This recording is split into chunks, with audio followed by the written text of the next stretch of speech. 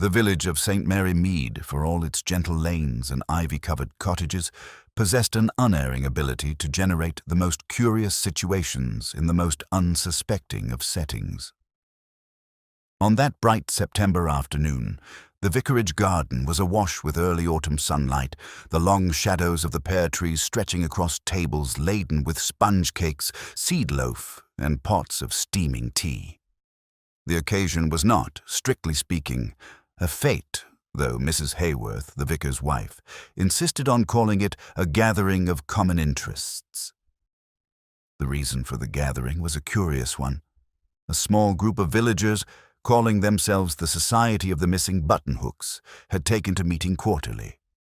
Their ostensible purpose was to preserve oddments and curios from the past, items once commonplace and now largely forgotten, like glove stretchers, curling tongs, and, of course, the titular buttonhooks.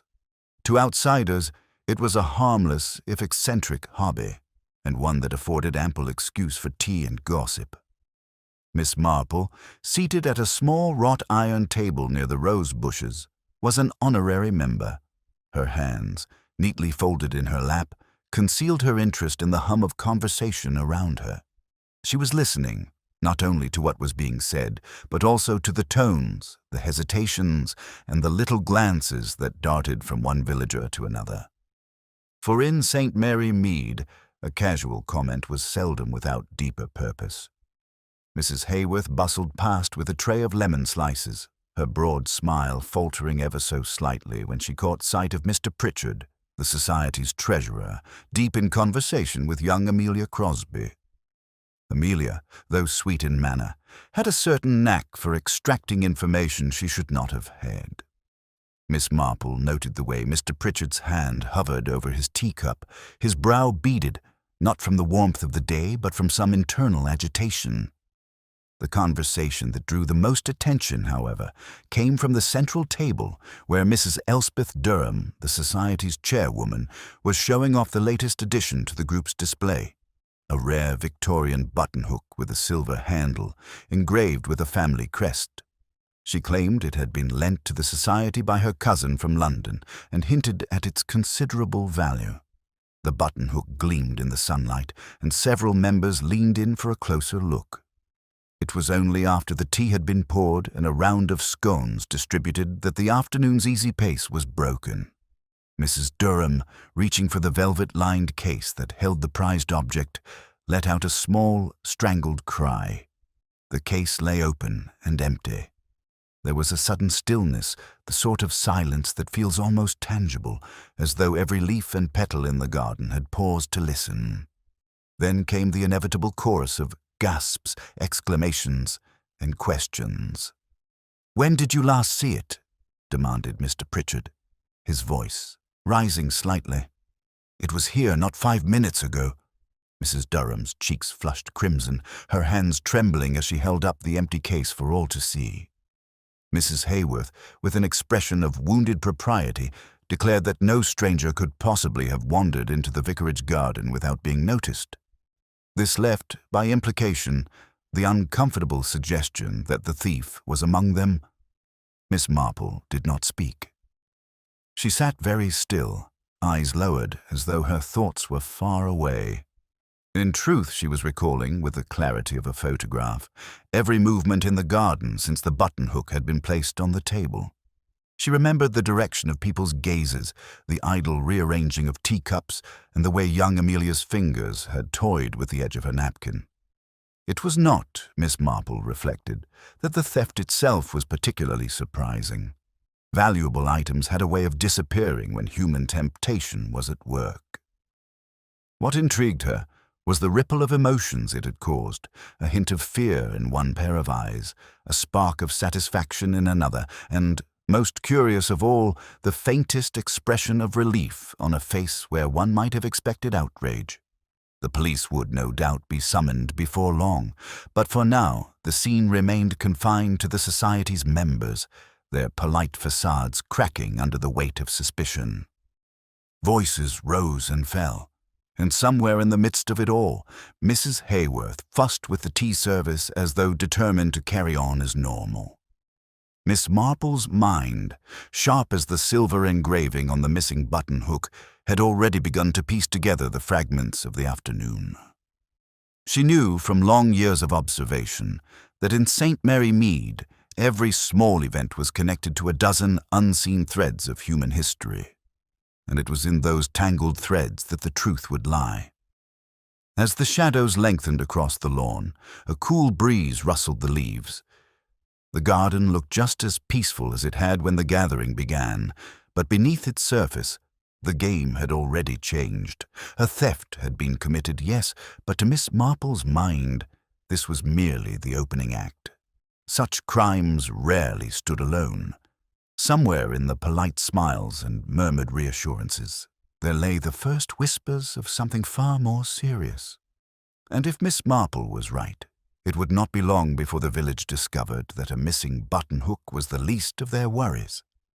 The commotion in the vicarage garden had not yet subsided when Mrs. Hayworth, ever the hostess, insisted that everyone sit down and take more tea. It was, she declared, the best way to think clearly, though Miss Marple suspected it was more an attempt to restore appearances than to aid the investigation. No one wanted to be the first to leave. That would be to invite speculation.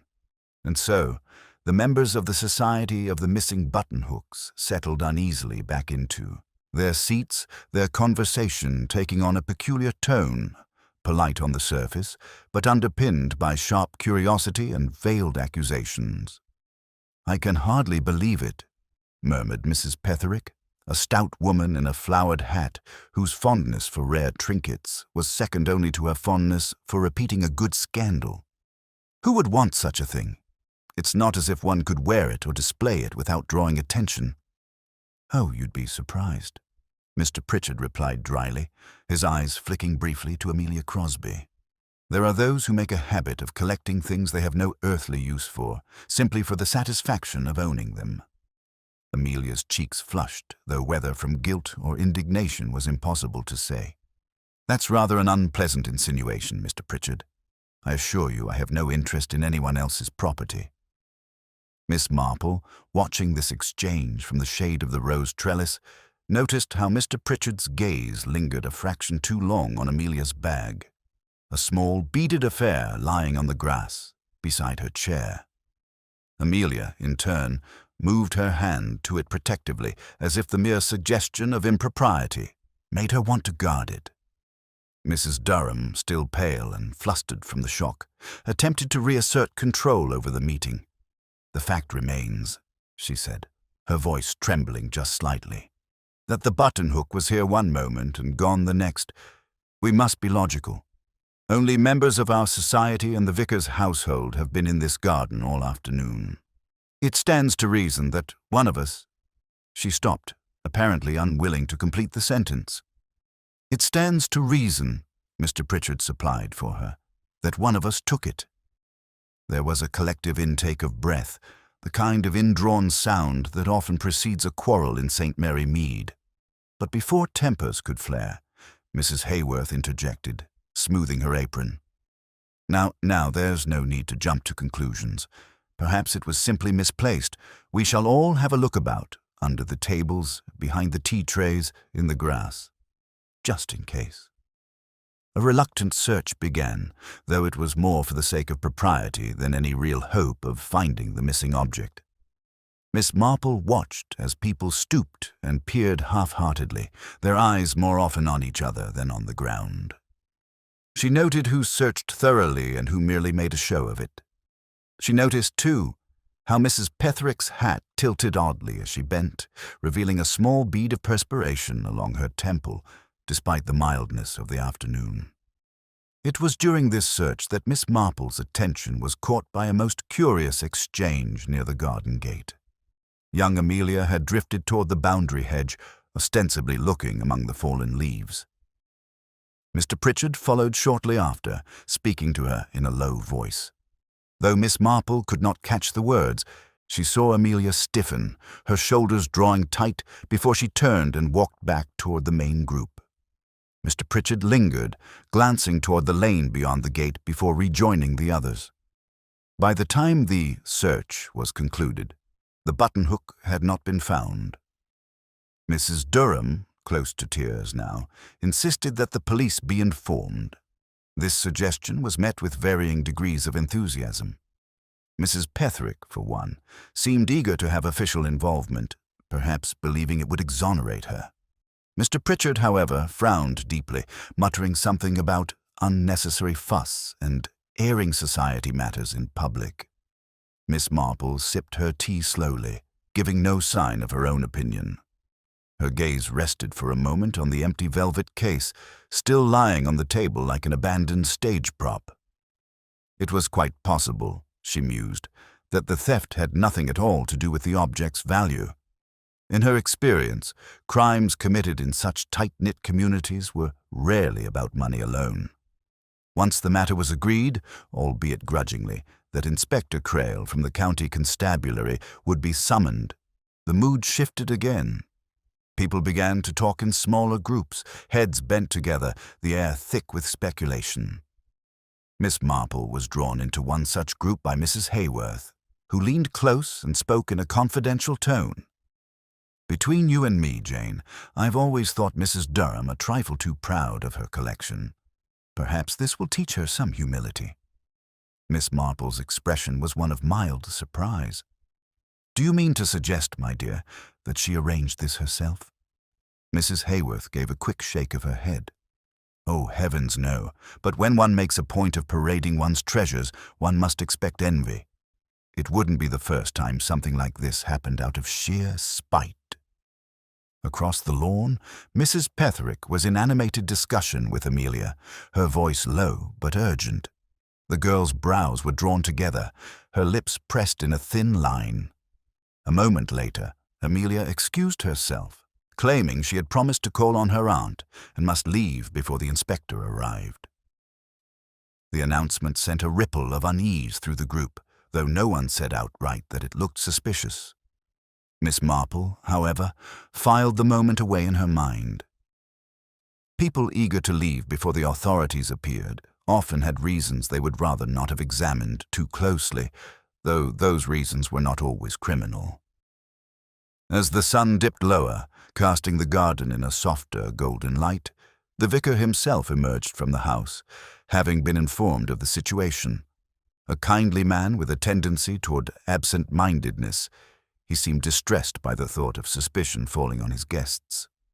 "I do hope," he said earnestly, "that this is all some terrible misunderstanding." Miss Marple, ever polite, nodded. One can always hope, Reverend. Yet in her mind, she thought of the many times such hopes had been dashed in St. Mary Mead. The village might appear tranquil, but beneath its calm surface ran the same currents of jealousy, fear, and pride that flowed everywhere humans lived together. When Inspector Crail finally arrived, a tall, sandy-haired man with a no-nonsense air, he took in the scene with quick, assessing eyes. He asked the usual questions, took brief notes, and inspected the empty case. Though he spoke with courtesy, Miss Marple sensed he already had a notion of how the case might be resolved. That, she reflected, could be a dangerous thing. In her experience, the police often looked for the simplest explanation, and while simple explanations sometimes proved correct, they were just as often the bait that led away from the truth. By the time the society dispersed, the air in St. Mary Mead was thick with theories. Neighbors who had exchanged cordial greetings that morning now passed each other in the lane with narrowed eyes. Children, sensing the stir among their elders, whispered in doorways about the silver thing that had vanished. And Miss Marple, walking slowly home through the quiet lanes, knew with a calm certainty born of long observation that this was no petty theft to be tidied away in a police ledger. The missing buttonhook was only the beginning, and the true story, whatever it was, had yet to unfold. The next morning dawned with that crisp, early autumn air that seemed to sharpen sound and scent alike. St. Mary Mead's High Street was already alive with movement, shopkeepers sweeping their steps, children loitering near the sweet shop, and a scattering of villagers exchanging knowing glances as they passed.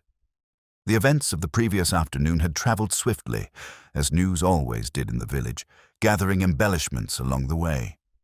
By breakfast, the missing buttonhook had become, depending on the teller, a priceless family heirloom, an item with a tragic romantic history, or an object cursed by its previous owner. Miss Marple, seated at her neat little table by the window, sipped her tea and allowed the murmur of voices from the lane to drift into her sitting room. She was not one to rush into an investigation. Such things, in her experience, required patience. Facts had a way of revealing themselves if one simply listened. And so, she did just that, with the added habit of noting which voices spoke with the brisk confidence of the uninvolved and which carried the careful neutrality of those afraid to say too much. At 10:30, Inspector Crail arrived at Mrs. Durham's home, a respectable red brick house just off the main street. His notepad was tucked into his coat pocket, and his manner suggested he preferred to deal with matters swiftly and conclusively. He had already formed, Miss Marple suspected, a working theory, and, as was often the case, it would likely involve the person whose actions seemed most obvious. Mrs. Durham greeted him at the door, looking considerably more composed than she had in the vicarage garden. Her hair was neatly arranged, her pearls in place, but her eyes darted occasionally toward the mantel where the empty velvet case now sat. She had placed it there, perhaps in a gesture of defiance, as though its prominent display could compel the object to return. "Inspector," she began, "I can't tell you how dreadful this has been for me. And for the society, of course. Such a thing has never happened before." Crail nodded gravely. "I'll need to speak with each member who attended yesterday, separately." Miss Marple, who had timed her morning walk to coincide with his visit, happened to be passing the garden gate just as Mrs. Durham ushered the inspector into the drawing-room. She paused, adjusting the strap of her handbag, as though contemplating the chrysanthemums in the front border. The position afforded her a perfectly natural excuse to be invited in, which Mrs. Durham did without hesitation. "Ah, Miss Marple," she said, "perhaps you might sit in. After all, you were present." The inspector inclined his head politely, though his expression suggested he was not entirely convinced of her usefulness. Still, he did not object, and Miss Marple took a discreet seat near the corner, her knitting bag resting on her lap. The questioning began with a straightforward account of the events: who had handled the button-hook, who had been closest to the table, and who had left the group, even briefly. Mrs. Durham recounted every detail she could remember, though her emphasis on Amelia Crosby's movements was notable. "She was standing quite near it, Inspector, and I can't help but feel, well, she was in an odd sort of mood yesterday, distracted." Crail made a note. "Did you see her touch the item?" "No, but—" Mrs. Durham hesitated, perhaps realizing the weakness of her point. "But she did have that little bag with her." Miss Marple's needles clicked softly, her gaze seemingly on her work, though she was watching the inspector's pencil and the careful way he underlined certain names. After Mrs. Durham, others were interviewed at their homes or shops. Mrs. Petherick claimed she had been examining a collection of postcard albums when the theft occurred and could not possibly have taken the button-hook. She also mentioned, in a tone of righteous indignation, that Mr. Pritchard had been seen leaning very close to the display table only moments before the discovery. Mr. Pritchard, when his turn came, dismissed the matter with a wave of his hand. The girl's the obvious suspect. Amelia, I mean. Always curious, always prying. You know the sort, Inspector. One finds them poking about where they've no business. He avoided directly answering whether he had himself touched the display. By midday, the inspector had compiled a list of names with Amelia Crosby's at the top. He was not yet ready to accuse her outright, but it was clear he saw her as the most likely culprit. Miss Marple, however, remained unconvinced. It was too early and too convenient. Returning to her cottage, Miss Marple considered the problem over a light luncheon of soup and bread. Amelia was a clever young woman, perhaps too clever for her own good, but she lacked subtlety. taking something in full view of so many people did not fit her temperament. A theft that bold required either desperation or a calculated purpose beyond the object itself. Later that afternoon, Miss Marple's doorbell rang, and there stood Amelia herself, cheeks flushed from walking. She seemed anxious, glancing over her shoulder before stepping inside. "Miss Marple, I hope you don't mind. I didn't know who else to talk to. They think it was me. I could tell from the way the inspector looked at me." Miss Marple motioned her to a chair. "And was it you, my dear?" Amelia shook her head emphatically. "Of course not. I did go near the table, but only because Mr. Pritchard called me over. He said he wanted to show me something, but when I got there, he just looked at me, as though he expected me to say something I didn't understand." This was interesting. Miss Marple asked, with her customary mildness, whether Amelia had noticed anyone else behaving oddly. Amelia thought for a moment. Well, Mrs. Petherick kept asking about Mrs. Durham's cousin, the one who supposedly lent the buttonhook. She seemed very interested in when he might be visiting again. When Amelia left, Miss Marple sat back and considered this new thread. Curiosity about a lender could mean many things. Admiration, personal acquaintance, or perhaps knowledge of some fact Mrs. Durham had not shared. That evening, as the sun set in a wash of gold over the rooftops, Miss Marple took a slow walk past the vicarage. Lights glowed warmly in the windows, and through the lace curtains she saw Mrs. Hayworth clearing away the remnants of another gathering. A few members of the society still lingered, their silhouettes visible in the lamplight. It struck Miss Marple that the society itself, with its odd little meetings and shared fascination for forgotten objects, might hold the real key. Groups like that often bound people together in ways outsiders could not see, through shared confidences, old grudges, and quiet rivalries. The missing buttonhook might be more than just a stolen trinket. It might be the spark that ignited something long smouldering beneath the surface. And as she turned for home, Miss Marple felt certain of one thing. Before long, this small theft would unravel into something much larger, and perhaps something far more dangerous. The following day brought with it a fine drizzle that softened the outlines of the village and dampened the spirits of those who might otherwise have lingered in the high street. St. Mary Mead under grey skies was a place of lowered voices and brisk errands, yet it seemed to Miss Marple that the stolen buttonhook had given the villagers a certain restlessness. People glanced over shoulders more often, their conversations clipped as though the rain might carry away a careless word. Miss Marple herself was not inclined to hurry. Her morning was taken up with a call to Mrs. Hayworth at the vicarage. A call that, while ostensibly about a jar of damson jam Miss Marple had promised to bring, was in fact an opportunity to gauge the mood of the household. Mrs. Hayworth welcomed her in with the warmth of one who took pride in keeping her home a hub of village activity. Yet beneath her cheerful manner was an unmistakable tension. She busied herself at the sideboard, setting out cups, though it was clear her thoughts were elsewhere. "I'm afraid the whole business has given the Reverend a shock," she said, pouring tea with a steadiness that belied the faint tremor in her hand. "He so dislikes unpleasantness among our friends, and now, with the inspector calling about, it's all anyone talks of." Miss Marple stirred her tea gently. "Yes, I imagine it has made quite a stir, and the society is such a close-knit group." Mrs. Hayworth gave a small sigh. "Close-knit, yes, but not without its frayed edges, if you take my meaning.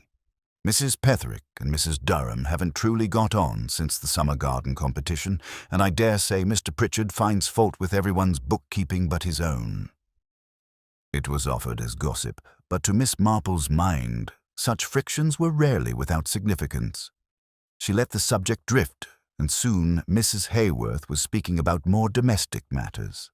Still, the names and associations lodged themselves neatly in Miss Marple's memory, each a thread in the tapestry she was quietly assembling. By midday, Miss Marple took her leave and walked on toward the greengrocer's. The rain had eased into a fine mist, and the smell of damp earth hung in the air. Outside the shop, she encountered Inspector Crail, his notebook in hand. "Ah, Miss Marple," he greeted her. "I've been to see Amelia Crosby again. She maintains her innocence, of course." Miss Marple's expression was one of mild sympathy. "Young people often do when they are innocent." Crail gave a wry smile. "Perhaps. But I have to follow the evidence, and hers is the only name that keeps coming up." She did not contradict him outright, though her tone held a quiet firmness. "Sometimes, Inspector, the name that comes up most often does so because it is convenient, not because it is correct." He regarded her for a moment before tucking his notebook away. "I'm also looking into Mrs. Durham's cousin, the one who supposedly lent her the buttonhook. I'd like to confirm he exists before I take her word for it." That, Miss Marple thought, was a line of inquiry worth pursuing. She had known Mrs. Durham for years and could not recall her ever mentioning a London cousin until yesterday. In the afternoon, Miss Marple received an unexpected visitor, Mrs. Petherick. She arrived with a determined look and a parcel of knitting patterns, claiming she wanted advice on a particularly tricky stitch. Yet before long, her real purpose emerged. "I don't like the way the inspector is going about things," Mrs. Petherick declared. "He's making it all about Amelia, and that's not fair. There are others who could have taken it. Mr. Pritchard, for instance. He's always complaining about how Mrs. Durham runs the society, and I heard him mutter something about serving her right before the police came." Miss Marple listened without interruption, noting how Mrs. Petherick's tone carried a mixture of righteousness and calculation. Deflecting suspicion was a common instinct, and often the louder it was done, the more reason there was to look closer. After Mrs. Petherick left, Miss Marple sat quietly for a time, reflecting. Each member of the society now seemed to have reason to eye the others with distrust, and yet the theft itself remained strangely opaque. There was no obvious market for such an item in the village, and selling it beyond saint.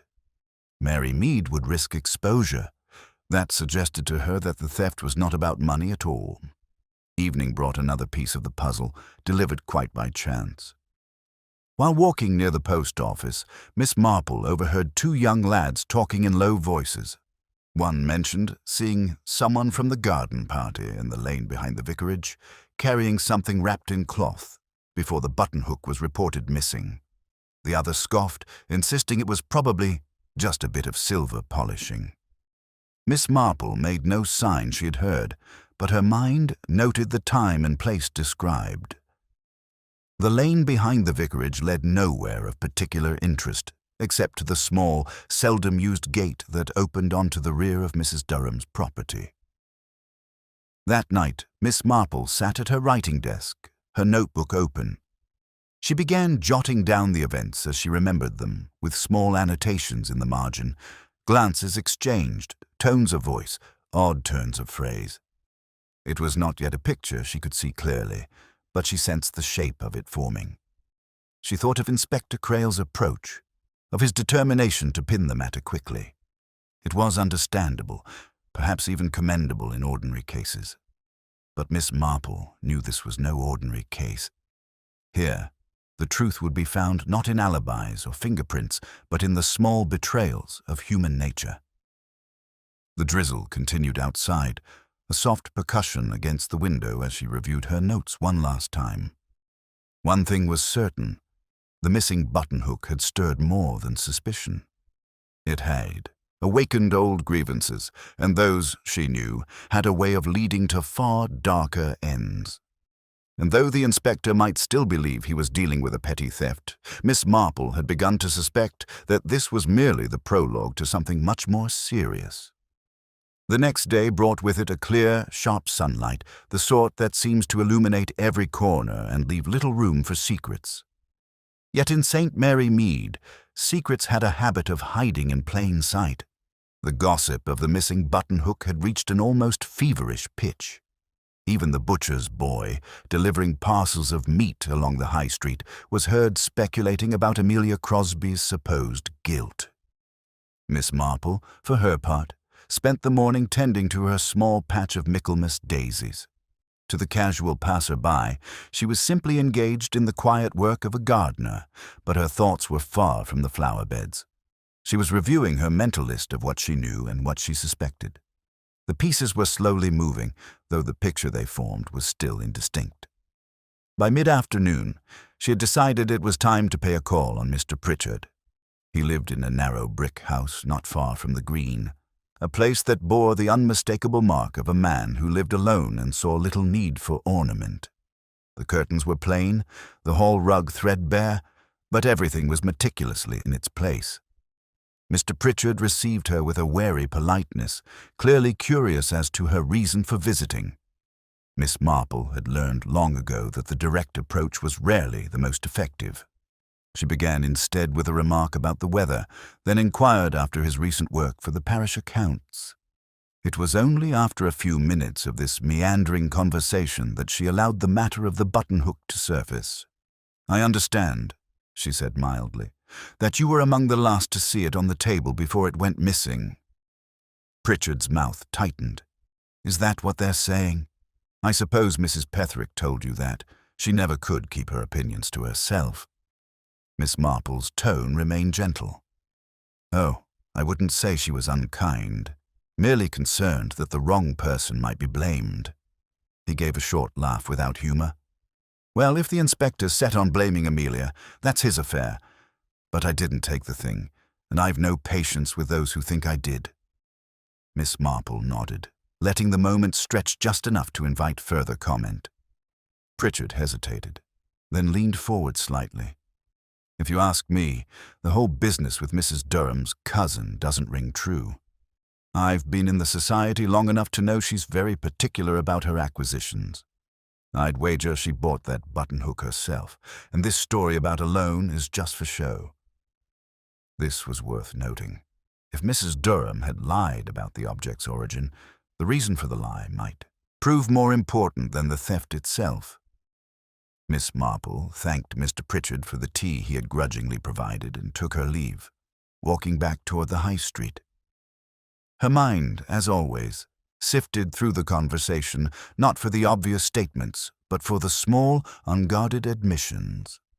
His remark about the cousin, paired with Mrs. Petherick's pointed interest in that same cousin's movements, suggested that the man, if he existed at all, was a figure of some importance in this affair.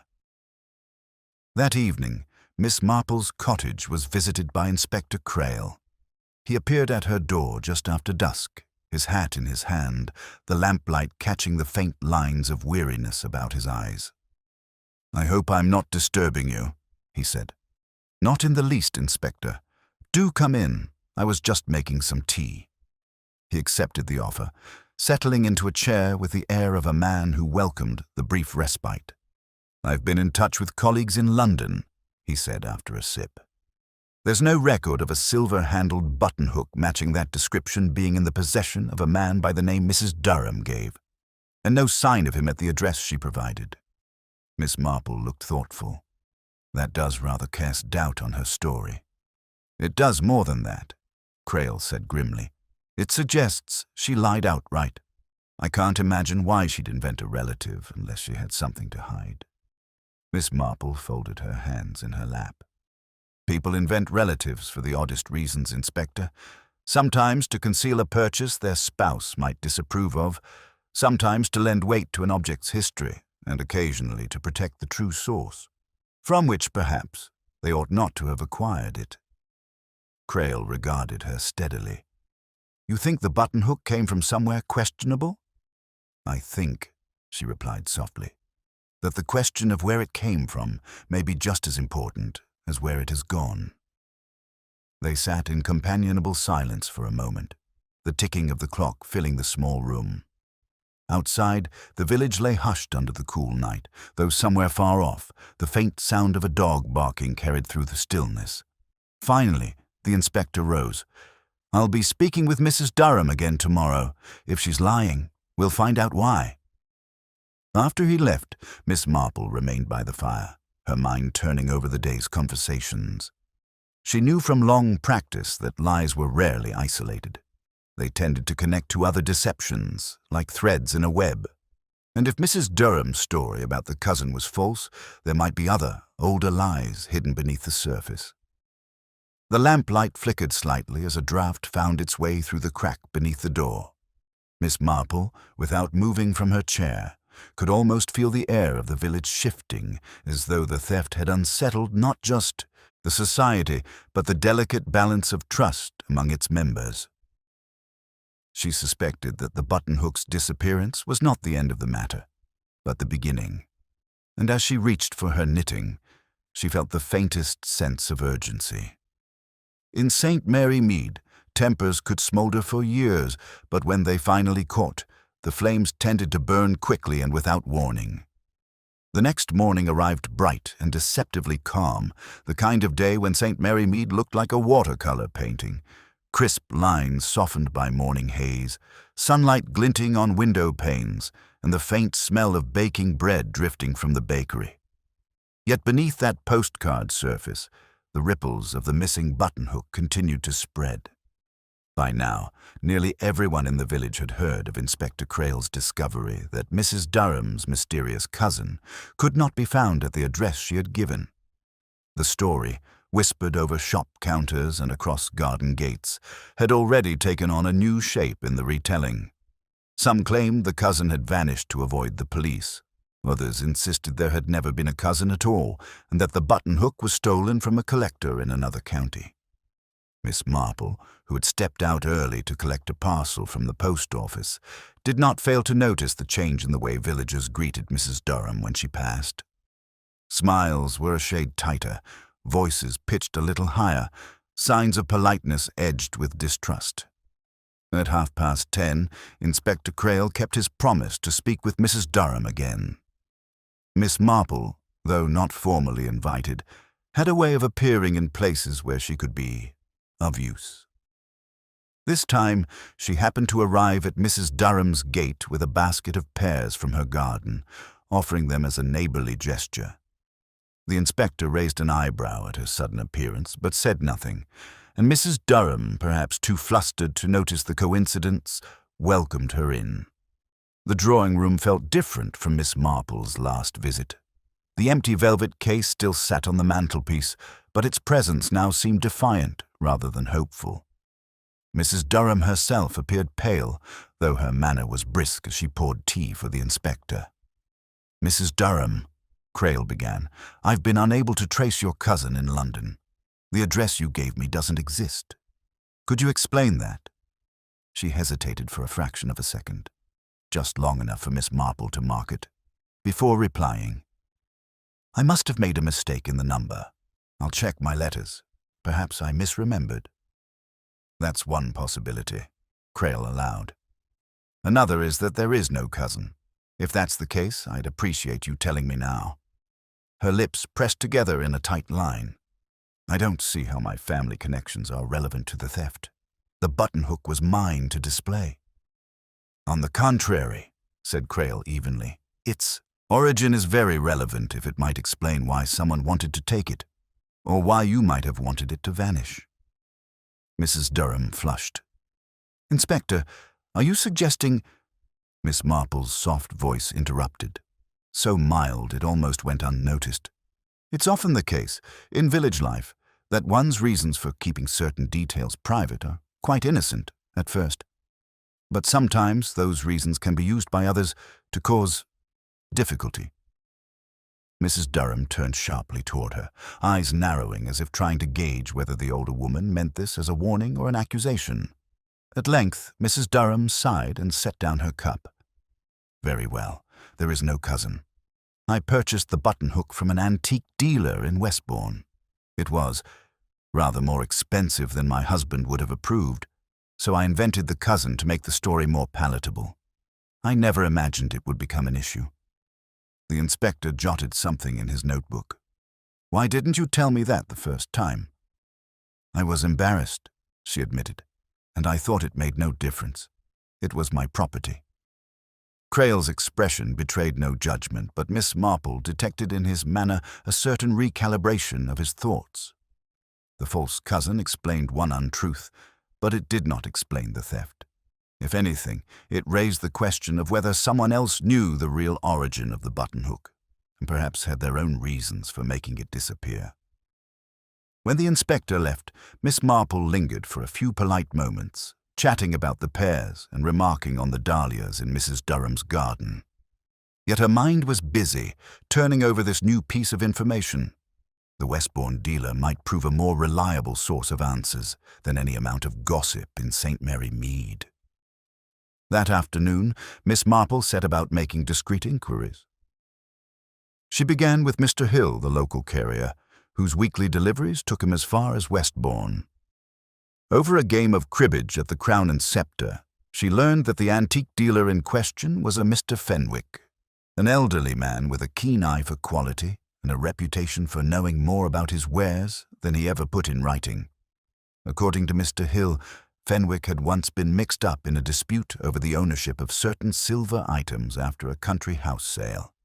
Though nothing had been proved, it was widely believed that he sometimes acquired pieces with a less-than-clear history.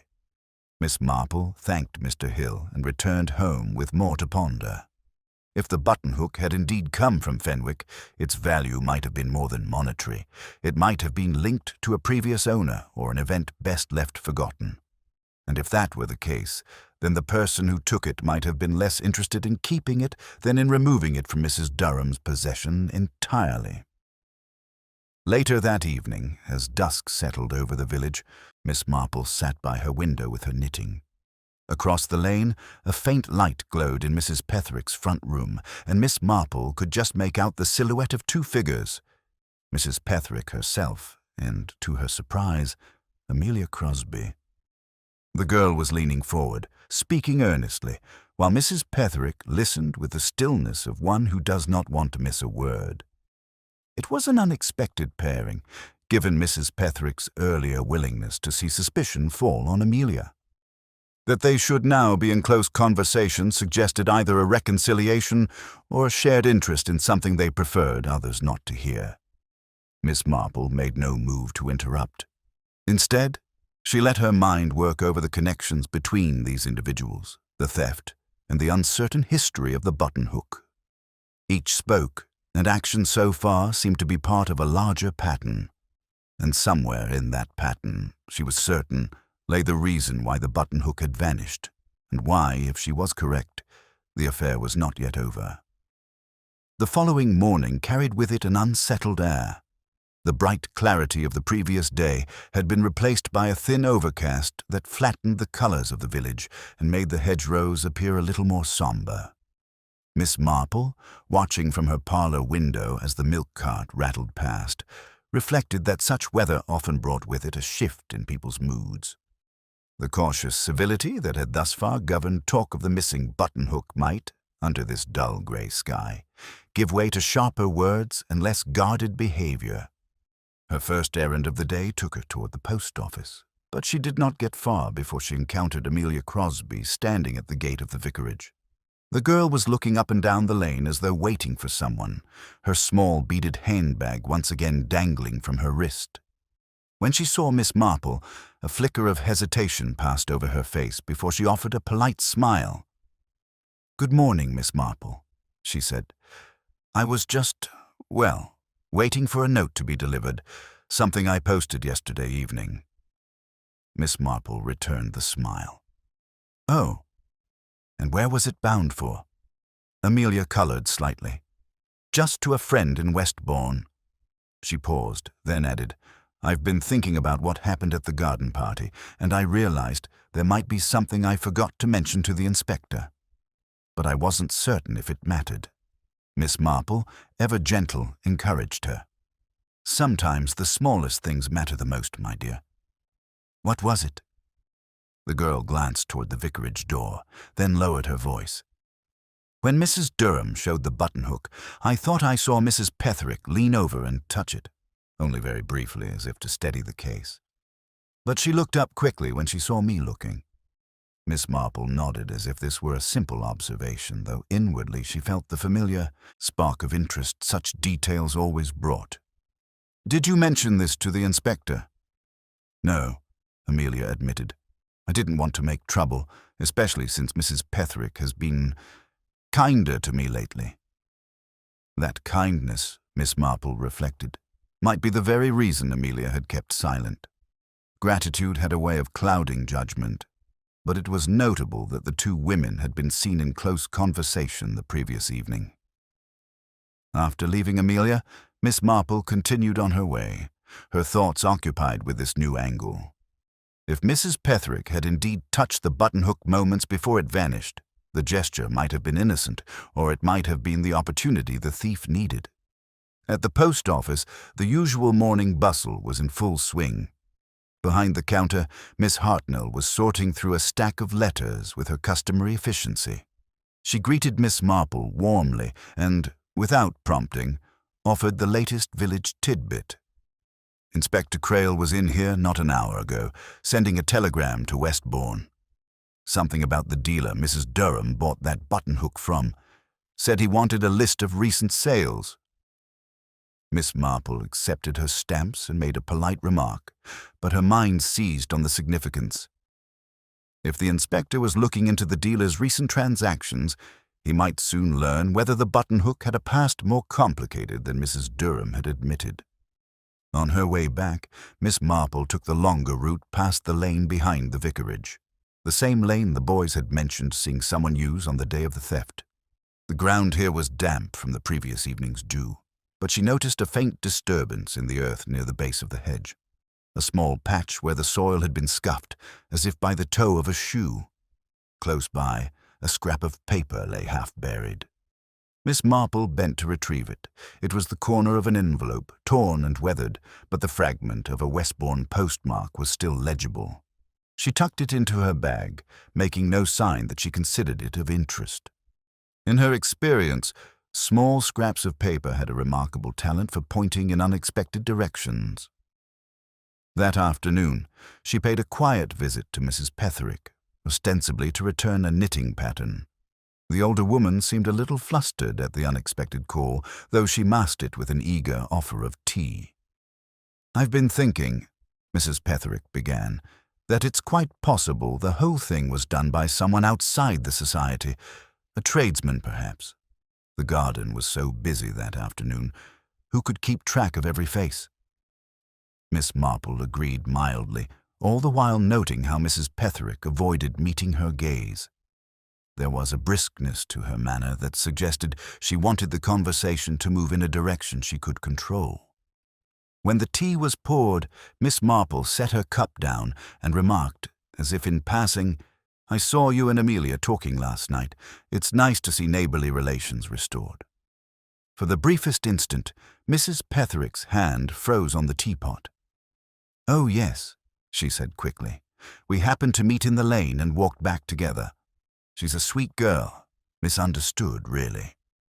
It was an unconvincing performance, and Miss Marple left with the distinct impression that the two women's conversation had been planned, not accidental. The question was whether their alliance was born of shared innocence or shared guilt. By early evening, the village seemed to settle into a deceptive calm. Lamps glowed in cottage windows, the smell of suppers drifted into the lanes, and the talk in the Crown and Sceptre turned to the weather. Yet Miss Marple felt a current running beneath it all, as if the theft had drawn invisible lines between friends and neighbors. In her own sitting room, she laid the torn envelope on the table beside her notebook. The Westbourne postmark linked it to the dealer, perhaps to the buttonhook itself. And somewhere between Amelia's nervousness, Mrs. Petherick's guarded manner, and Mrs. Durham's false story about her cousin, there was a connection. The pieces were not yet fitting neatly, but Miss Marple was certain of one thing: the theft was no longer merely about a missing object. It was about something older, something that had been quietly waiting for an excuse to rise to the surface. And if she was right, the next ripple in this affair would not be a whisper of gossip, but a much sharper disturbance in the peace of St. Mary Mead. The morning broke with a crispness that made the hedges seem newly drawn and the roofs newly slate blue, as if some careful hand had gone over St. Mary Mead with a fine brush in the night. Miss Marple, who approved of any day that encouraged clear thinking, pinned her hat just so and locked her cottage door with the decisive click that always meant a plan was afoot. She had considered the matter from several angles the evening before and had come at last to a simple conclusion. When stories multiplied, one must go to the source that did not gossip. Shops, she knew, gossiped in their own way, but an old dealer of sound reputation was often more reliable than a village full of anxious imaginations. She met no one but the baker's boy on the lane. He bobbed a greeting and hurried on, whistling in a fashion that said the news of the missing buttonhook had quite made his week.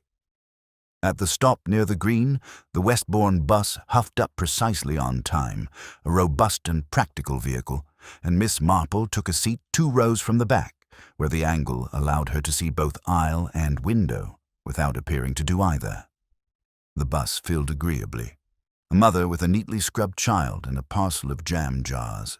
2 maids on their half-day and feathered hats that declared they would be entertaining rather than entertained, and a gentleman with ink on his cuffs who smelled faintly of library dust.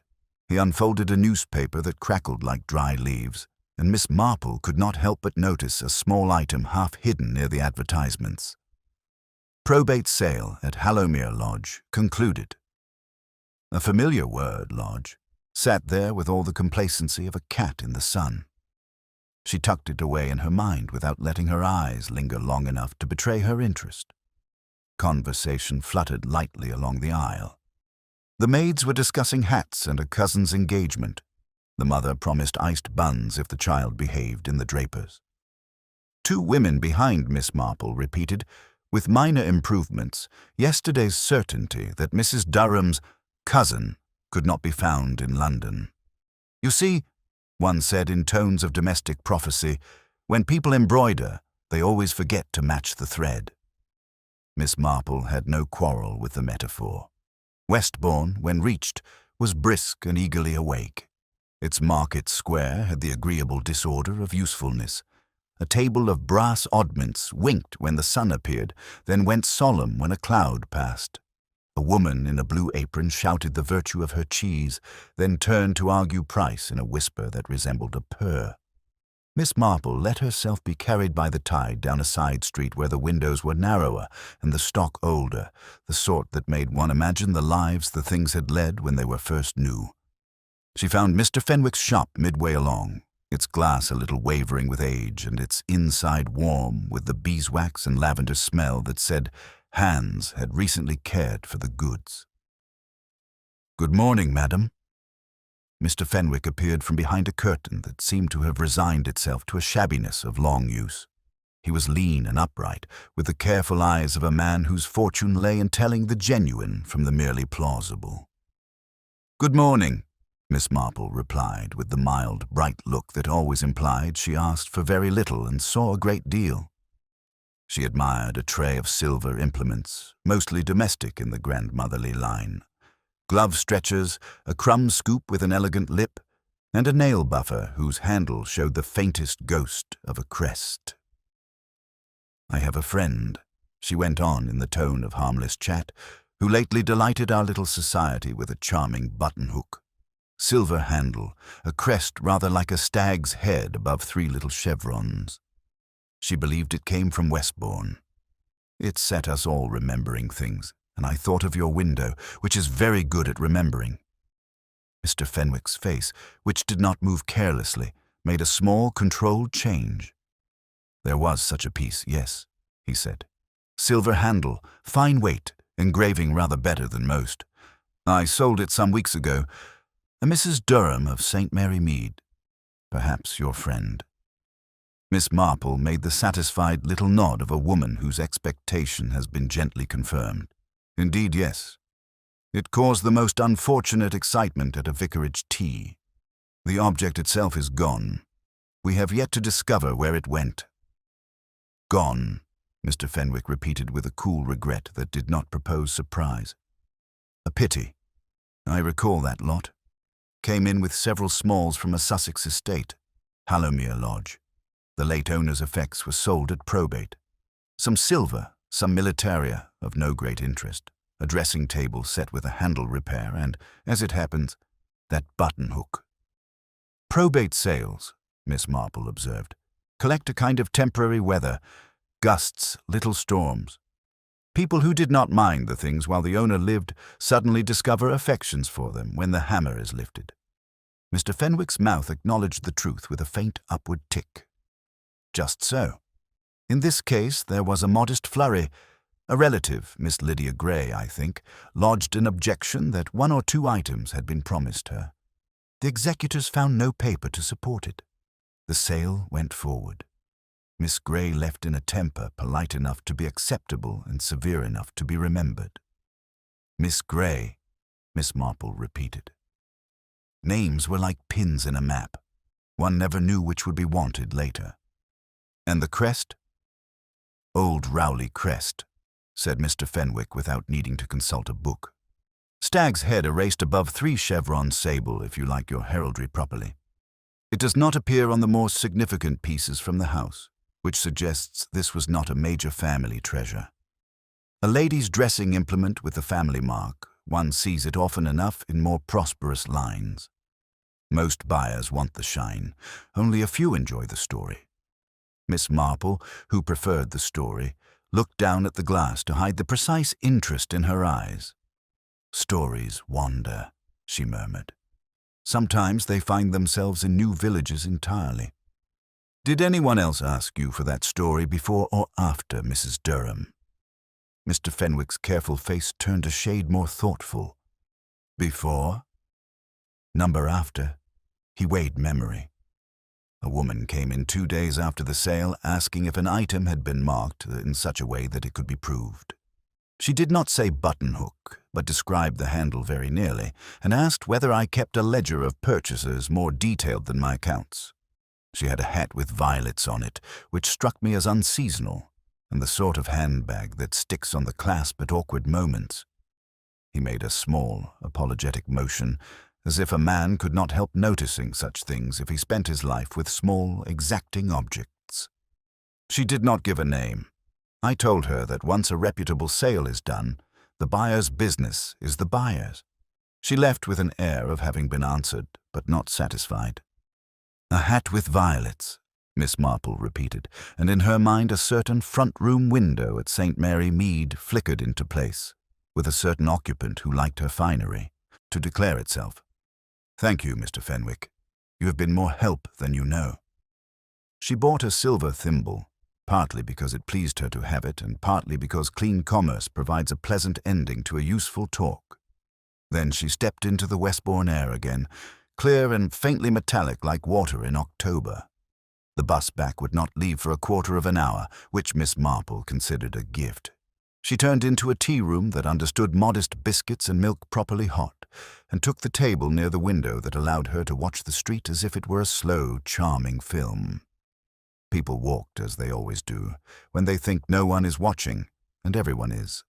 A brisk woman with an account book, a little boy in a cap carrying a cabbage like a trophy, a young man pausing to polish his spectacles with an intensity that suggested not so much clean glass as a wish to avoid what he had just seen.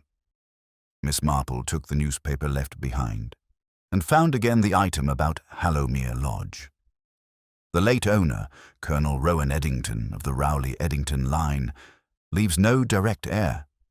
The words direct heir made their usual mischief in the minds of those who liked lines tidy. If there was no direct heir, there were always lateral ones, and among lateral heirs, gratitude is a more fragile thing. The bus home accepted her mildly, with the comfortable sigh of upholstery used to market bags and cheerful arguments. A cyclist kept pace beside them for a short stretch, a man in a coat a little too heavy for the morning, his cap pulled low. He glanced up once as if to count the windows, then dropped back toward a shop with blinds half drawn. Miss Marple, who did not assume every passing person intended a melodrama, nevertheless added the shape of him to her tidy inner shelf. By the time St. Mary Mead hove into view, the sky had paled to that greenish grey that means rain later.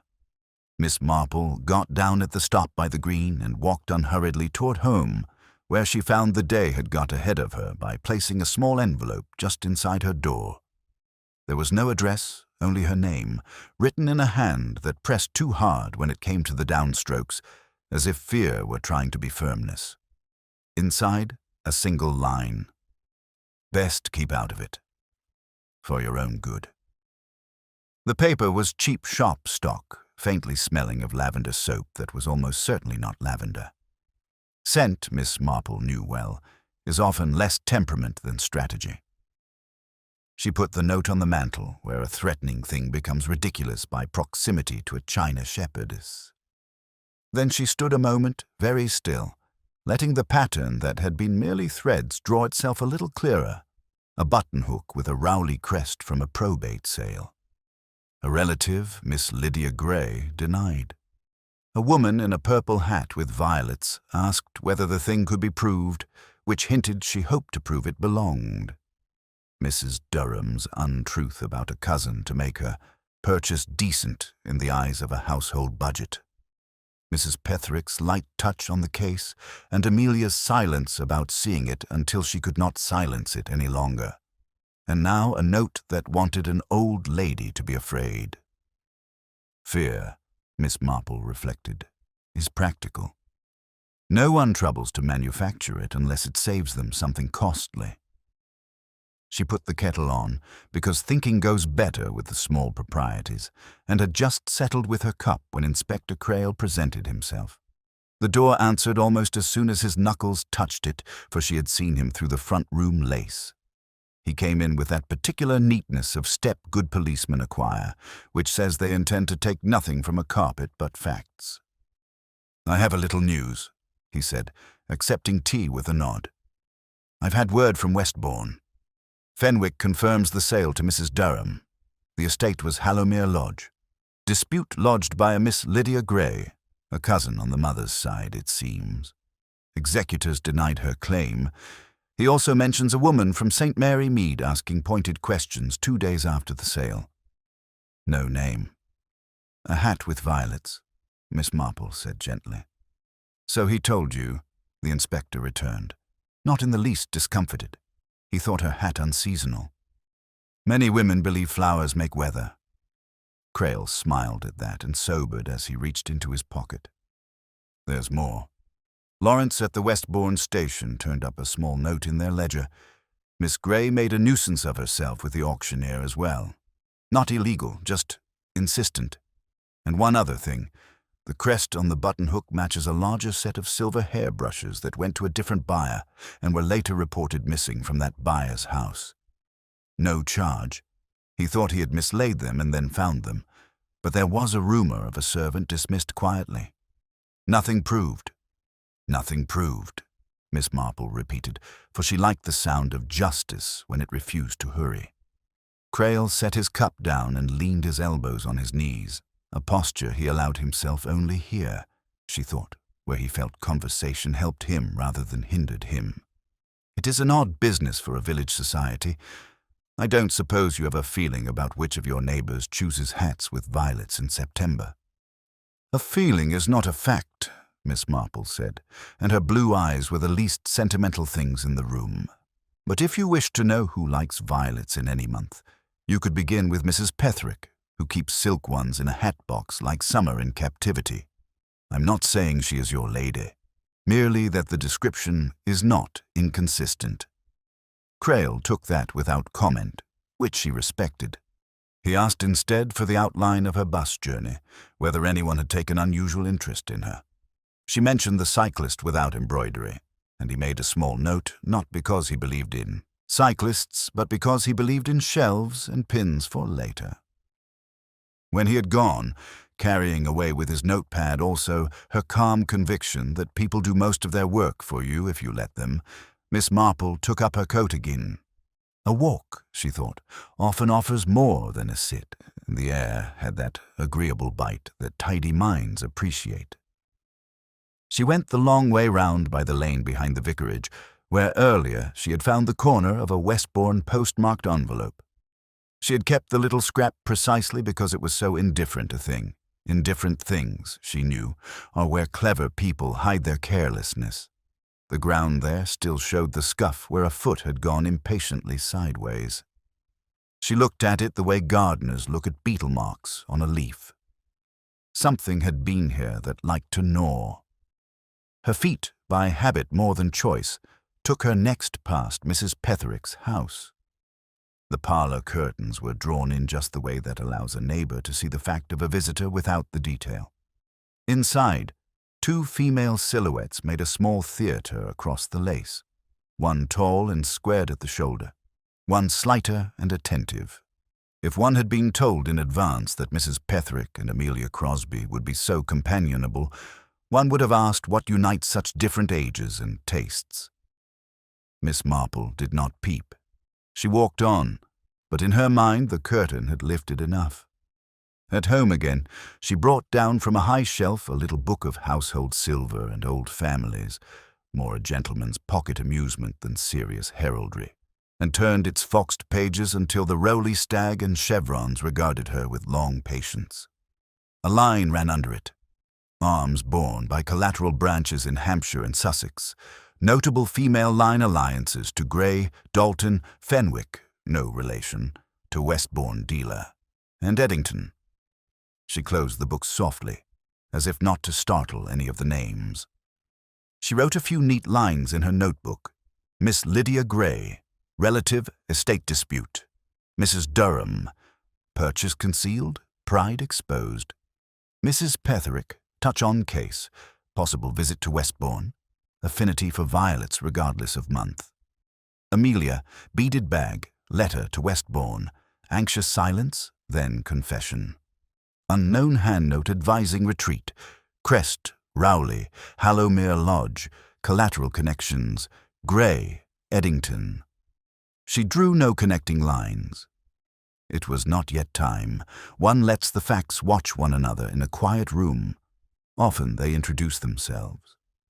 Evening came on with that particular strip of lemon light that lasts 5 minutes over the fields and persuades birds to mention it to one another. Somewhere a clock struck the hour, as if to reassure those who required reassurance. Miss Marple stood by the window and watched the street return to itself as lamps went on. A child laughed, then remembered to be indoors. The chemist turned his sign. Nothing in sight declared danger. That is not how danger behaves. The doorbell rang. It was the vicar's wife, hatless and windy-cheeked, speaking faster than her usual capable tempo. "Jane, I am so sorry to burst in, but I thought you ought to know. The little room where we keep the Society's cases, the one off the parish hall, the latch was found sprung this afternoon. Nothing appears taken, but the window was very slightly open, and there were marks as if someone had tried it first and then thought better." "That is curious," Miss Marple said, with that especial softness that means she is turning a key in a lock no one else sees. "And no one noticed earlier. Number we had the Mother's Circle in there yesterday, and all was well. Today I went to look for hymn lists and saw it at once.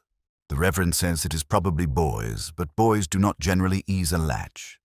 They bang. And Jane. There were scuffs on the floor near the table where Mrs. Durham put her case at the tea, as if the chair had been moved and then moved back to hide it. I know how the chairs stand. I always count chairs. It's absurd, but I do." "It is not absurd," Miss Marple said, and took her friend's hand for a moment because steadiness is contagious if administered at once. "It is how one knows when anything is the least bit wrong." When Mrs. Hayworth had gone, calmer for having let the matter out into the air, Miss Marple remained where she was, looking at nothing, seeing a quite great deal. The theft had never been solely about a pretty silver tool. Somewhere in the background a family line ran sideways into a cul-de-sac. A relative had not had what she thought hers. Another woman had asked the wrong man the right questions, and in a quiet village a parish latch had not been lifted in a boyish way. There was a purpose to it, and purpose, once started, seldom stops of itself. She set the kettle again, because even the most interesting pattern does not prevent a person from preferring tea. And in the hush before the water sang, she thought, for the first time with certainty, rather than inclination, that the next movement in this affair would not be small. The buttonhook had been the invitation card. Something else would answer, and when it answered, she would be ready to listen in the exact way St. Mary Mead never noticed her listening at all. The morning after Mrs. Hayworth's unsettling report about the sprung latch broke with a pale, cloud-streaked sky and the kind of stillness that seemed almost to press against the cottages of St. Mary Mead.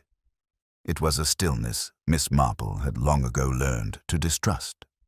The village might be quiet in outward show, but it was rarely quiet in the way that meant nothing was happening.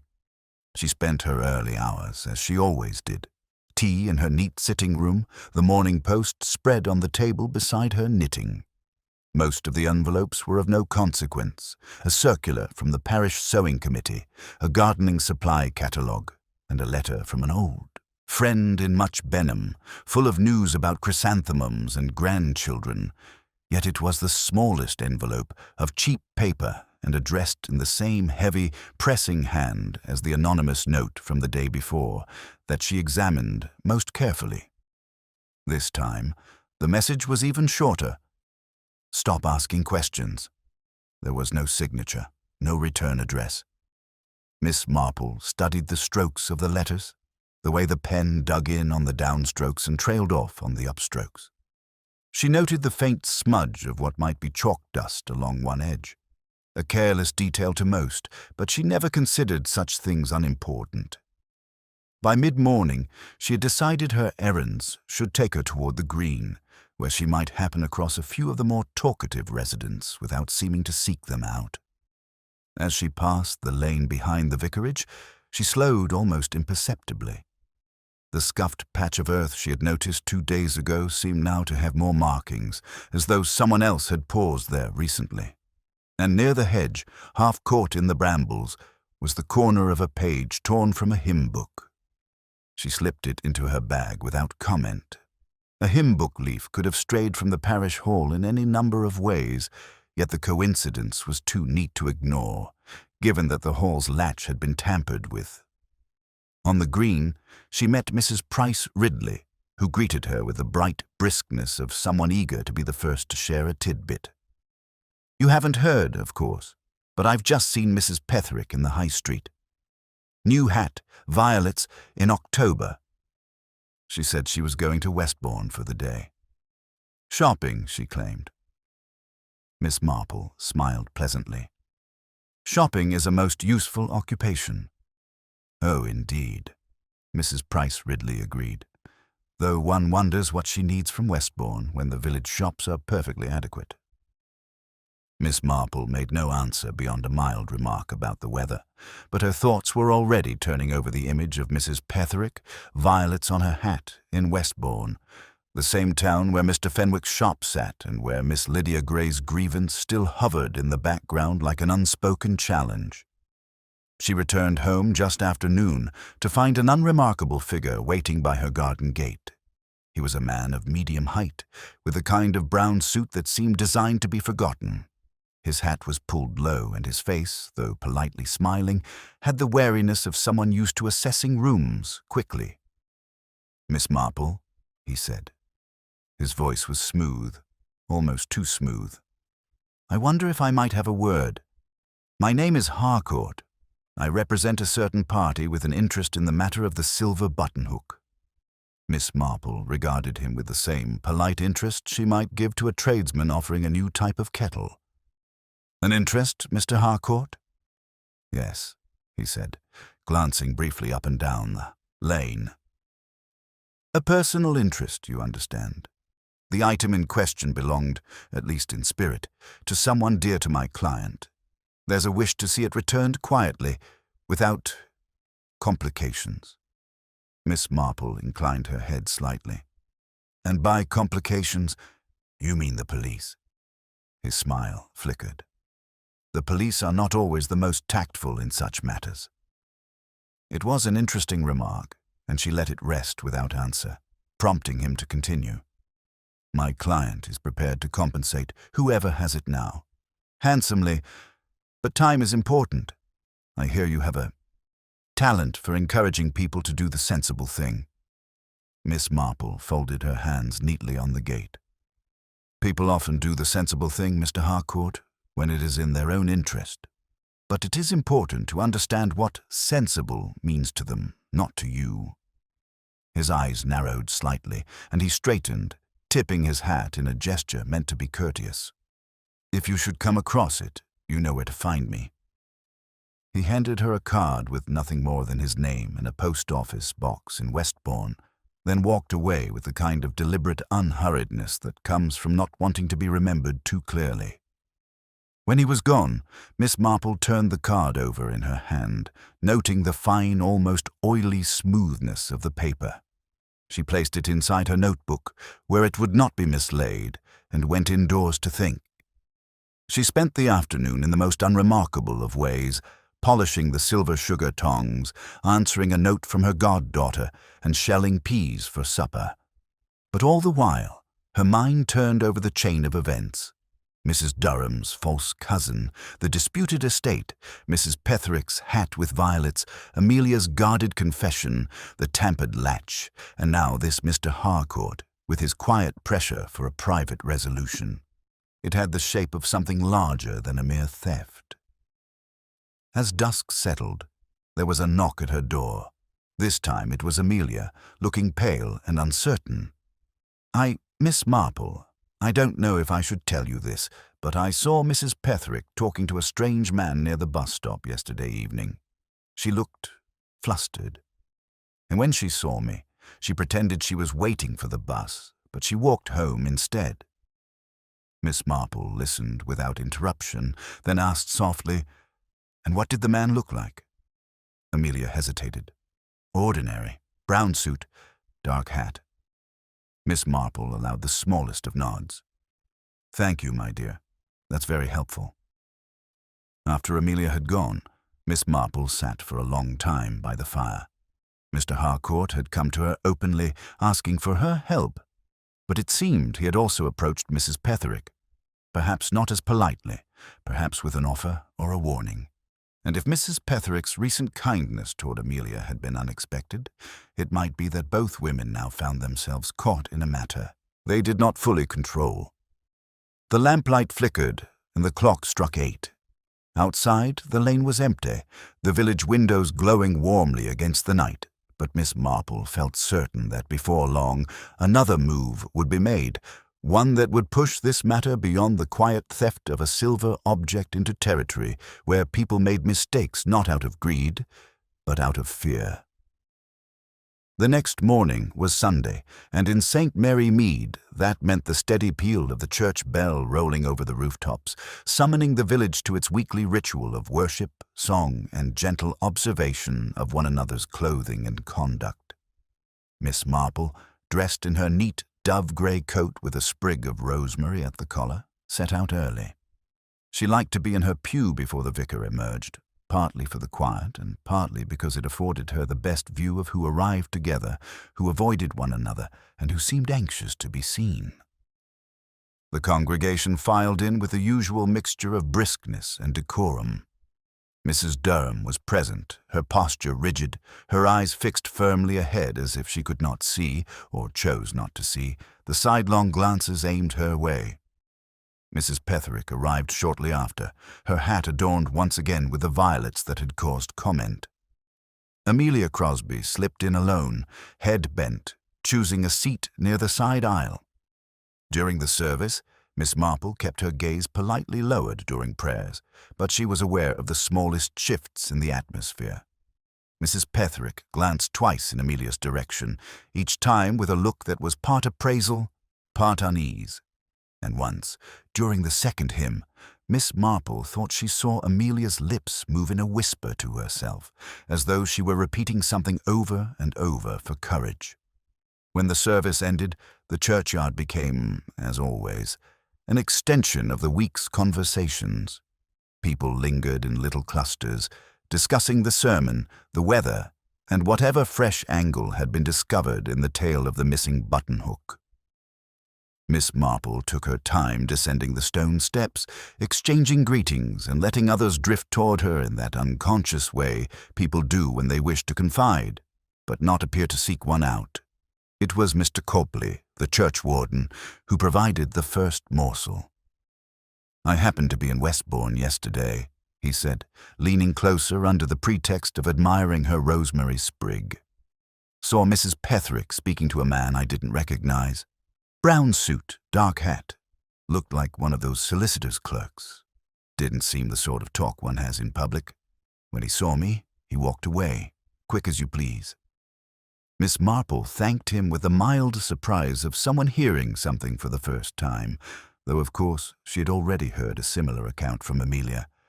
Two reports of the same meeting from different sources made it far more interesting. She moved on, and near the Lich Gate, Amelia herself appeared, hesitating as if unsure whether to speak. Miss Marple made it easy by pausing to adjust her glove.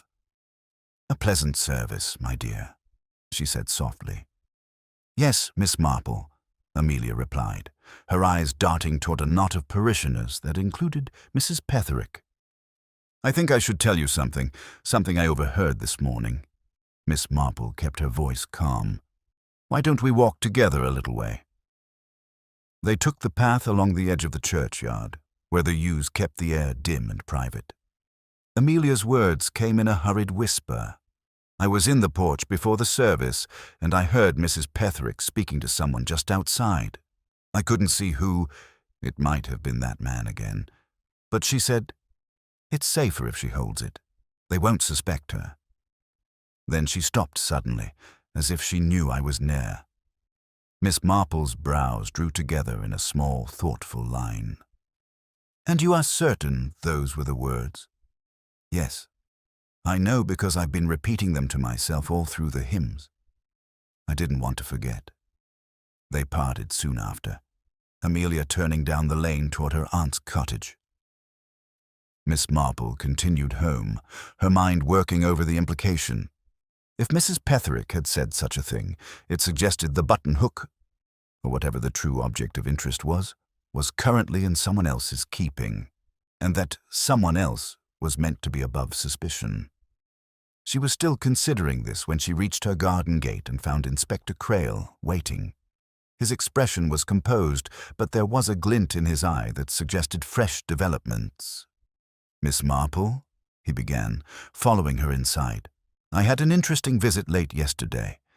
A man called Harcourt came to see me at the station. He said he was making inquiries on behalf of a client. No names, naturally. About the buttonhook. Offered to pay for its quiet return. I told him such matters weren't to be settled with cash behind closed doors." Miss Marple poured tea for them both. "Ah, yes. Mr. Harcourt called on me as well. He seemed to think I might persuade the finder to be discreet." Crail sipped, then set his cup down. "There's more. Harcourt has connections to a firm in Brighton that's been in trouble before, handling disputed heirlooms, smoothing over contested wills. Nothing ever sticks, but they've a reputation for getting valuables from A to B without too many questions in between." Miss Marple regarded him steadily. "That does rather fit with what I have been hearing. It may be that the buttonhook is wanted less for its monetary value than for the crest it bears, and the claim it might support." He nodded slowly. "That's my thinking. The Rowley crest from that Hallowmere Lodge estate. If someone could prove a link between the buttonhook and other pieces from the same set, they might press a claim for the lot." Miss Marple allowed herself the faintest smile. "In that case, it is no wonder the object has travelled from one pair of hands to another under such secrecy. But I fear, Inspector, that it is not in the hands of the person most people suspect." Crail leaned forward. "Do you know who has it?" "I have an idea," she said gently, "but an idea is not a fact. And sometimes the smallest test will prove more than a dozen confident accusations." That afternoon, Miss Marple set out on what appeared to be a most ordinary errand, delivering a jar of marmalade to Mrs. Hayworth. But her route took her past Mrs. Petherick's house, where the curtains were drawn back just enough to see her approach. After a pause, Mrs. Petherick herself emerged, smiling in a way that suggested she was determined to appear unconcerned. "Miss Marple, what a surprise! Do come in for a moment." Inside, the parlour was overly tidy, as if prepared for inspection. They spoke of trivial things, parish notices, a jumble sale in aid of the church roof, but Miss Marple's eyes noted the small locked cabinet in the corner, its keyhole polished from use. When she rose to go, she remarked casually, "Such a useful little cabinet. I have one rather like it, though I only keep sewing supplies in mine. Yours must hold something more interesting." Mrs. Petherick's smile froze just slightly. "Old letters, mostly. Sentimental things." Miss Marple nodded with apparent indifference, but as she walked away, she was certain the cabinet contained something more tangible than sentiment. And if Amelia's overheard whisper was correct, Mrs. Petherick might indeed be holding the buttonhook, or something else of equal importance, for another person entirely. By the time evening fell, Miss Marple had decided on her next step. She would arrange a small gathering at her cottage, a casual tea for a few members of the society. People spoke more freely in company than they realized, especially when they believed they were only making conversation. And perhaps, in the easy warmth of tea and scones, someone might let slip the one remark that would turn her idea into a fact. The following Tuesday, Miss Marple set her plan into motion. She invited a select handful of the Society of the Missing Buttonhooks to her cottage for what she described, in her note, as a small restorative tea to take our minds off recent unpleasantness. The choice of guests was deliberate. Mrs. Durham, Mrs. Petherick, Amelia Crosby, and Mrs. Hayworth. A combination of the directly involved, the possibly implicated, and the discreetly observant. By 3:30, the little sitting room was warm with lamplight and fragrant with the smell of fresh scones. Miss Marple had laid the table with her best china, the blue and white set she always brought out when the conversation needed to be encouraged to linger. The fire crackled companionably, and a faint breeze moved the lace curtains at the open window. Mrs. Durham arrived first, dressed with careful dignity and carrying herself as though she had decided she would no longer shrink from village speculation. She greeted Miss Marple politely and took her seat near the fire. Mrs. Petherick followed, her hat, inevitably, topped with its violet trim. She placed her gloves on the arm of her chair with the exaggerated precision of someone who wants their hands free but also wants to signal control. Amelia came next, a little flustered, and Mrs. Hayworth brought up the rear, bustling in with the air of a woman who considered herself there to help keep things cheerful. The tea began with harmless topics: weather, the vicar's sermon, the promising new constable posted to the next parish. Miss Marple, pouring with her usual quiet grace, contributed only enough to keep the conversation moving. She wanted her guests to talk to one another, to relax into the illusion that nothing they said could possibly be of consequence. It was Mrs. Hayworth who first steered the talk toward the matter everyone was avoiding. "It's a pity, really, that something as charming as a buttonhook should cause so much trouble. Why, if it turned up again tomorrow, I dare say we'd all be happier for it." Mrs. Durham gave a small, tight smile. "If it turned up tomorrow, Mrs. Hayworth, I should like to see the person who has it explain themselves to the police." Mrs. Petherick made a little sound, half scoff, half laugh. "Perhaps it isn't in the village at all anymore. Perhaps it's halfway to London or even abroad." Miss Marple, adding another lump of sugar to her tea, said in her mildest tone, "Oh, I don't think it's gone so far. Items of that sort often stay close to where they were taken. People who hold them sometimes believe they're safer near at hand, at least for a while." She glanced, just briefly, at Mrs. Petherick, but not long enough to be overt. Amelia spoke then, her voice hesitant. And if someone were keeping it safe for someone else, just holding on to it until things settled? Mrs. Durham's head turned sharply.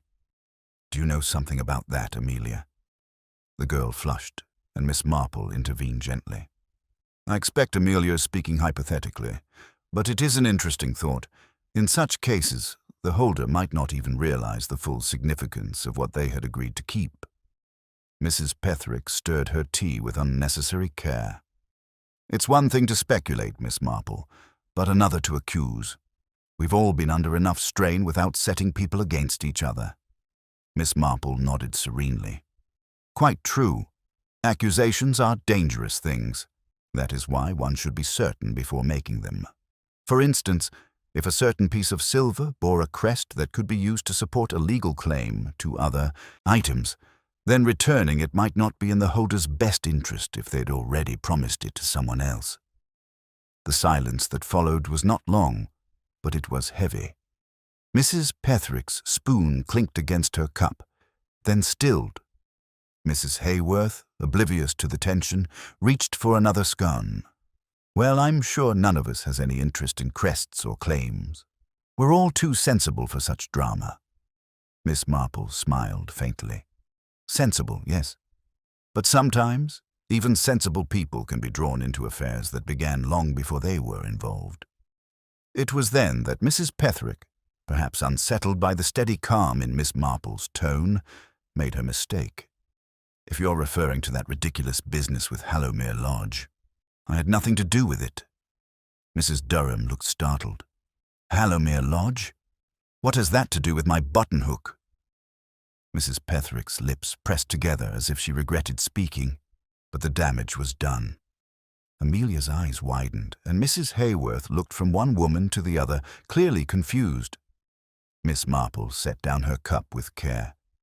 It is curious you should mention Hallowmere Lodge, Mrs. Petherick. I had not said the name.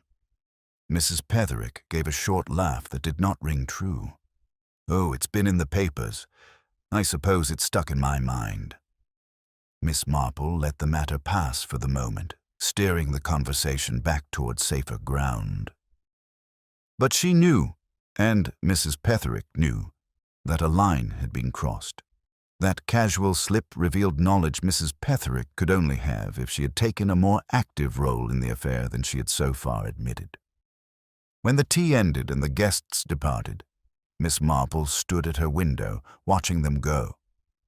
Mrs. Durham and Mrs. Hayworth walked together, talking in low voices. Amelia went alone, her step quick, as if she wanted to be away from all of it. And Mrs. Petherick paused at the gate, glancing back toward the cottage with an expression that hovered somewhere between defiance and unease. Miss Marple drew the curtain and sat down at her writing desk. She took out her notebook and wrote a single line beneath her previous observations. Mrs. P. knows of Hallowmere Lodge. Connection to Buttonhook's past likely direct. She tapped the pen thoughtfully against her chin. The problem was no longer whether Mrs. Petherick was involved. It was whether she was acting on her own behalf or on someone else's. And if the latter, who stood to gain from the quiet possession of a silver buttonhook with a Rowley crest. That evening, as the light faded and the first lamps appeared in neighboring windows, Miss Marple heard footsteps in the lane. A shadow paused outside her garden, then moved on. She stepped to the window in time to see a man's figure retreating toward the high street. The shape was unfamiliar, but there was something in the tilt of the hat that reminded her of Mr. Harcourt. She closed the curtain again, her mind sharpening. The game was moving toward its next act, and she had the distinct feeling that whatever happened next would bring the matter dangerously close to its heart. The next morning was windier than it had been in weeks. The sycamores along the high street shed leaves in brisk little flurries, and the air had the restless feel of a day when people hurry about their errands, not because they are busy, but because they wish to avoid lingering in open view. Miss Marple noticed it the moment she stepped outside to fetch the milk from her doorstep. The village was moving a little faster, speaking a little less, as though everyone sensed the business of the missing buttonhook was reaching a point where the truth might become dangerous. She began the morning quietly, sorting her knitting wool and writing a note to her niece in London. But by mid-morning, she was interrupted by a knock at the door. When she opened it, Inspector Crail stood there, his coat collar turned up against the wind. Miss Marple, he said without preamble. "I think we may be getting close. The dealer in Westbourne, Fenwick, has confirmed that a woman matching Mrs. Petherick's description visited him not once, but twice. Once shortly after the Hallowmere Lodge sale, and again about a week before the buttonhook was taken. On both occasions, she asked whether the piece could be traced to a specific lot, and whether it would be worth more as part of a set." Miss Marple stepped aside to let him in. "That is rather significant, Inspector." He nodded grimly. "It means she knew exactly what she was looking for, and it also means she knew the crest's connection to the Hallowmere Lodge estate long before Mrs. Durham displayed the buttonhook at the vicarage." Miss Marple poured him tea, then asked, "And what of Mr. Harcourt?" Crail's mouth thinned. "That's the other piece. I've found that his client is almost certainly Miss Lydia Gray. The cousin who claimed the Hallowmere silver should have been hers. She's been trying to get her hands on anything bearing the Rowley crest. Harcourt is her go-between." Miss Marple took this in with a small nod. So Mrs. Petherick was likely acting as a local agent, whether from loyalty, persuasion, or some other inducement, and she thought the safest course was to have the buttonhook in the possession of someone unsuspected. Someone like Amelia, perhaps. Crail looked at her with sharp interest. "That matches what you've been thinking, then?" "Yes," Miss Marple said quietly. "And it explains the overheard remark Amelia reported. It's safer if she holds it. The question is whether Amelia realizes what she's holding." The inspector leaned forward. "Do you think she has it now?" Miss Marple's eyes held that mild blue calm that never quite gave away her thoughts. "If she does, it will not be willingly. And if she doesn't, she may still know where it is kept." They spoke for some time, agreeing on the need to move cautiously. If Mrs. Petherick suspected that suspicion had truly settled on her, she might take steps to hide or even destroy the item. It was better to let her think herself still in control until the right moment. That afternoon, Miss Marple set out on one of her seemingly aimless walks. She passed the vicarage, where Mrs. Hayworth was directing the gardener, and offered a pleasant greeting before continuing toward the far end of the village. There, she came upon Amelia, coming out of the small grocer's with a paper parcel under her arm.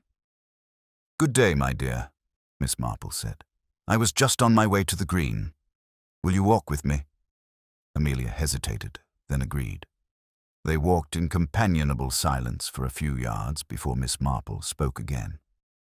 "I've been thinking about what you told me after church, about Mrs. Petherick's remark. Such things are often said in haste, but sometimes they are more revealing than they are meant to be."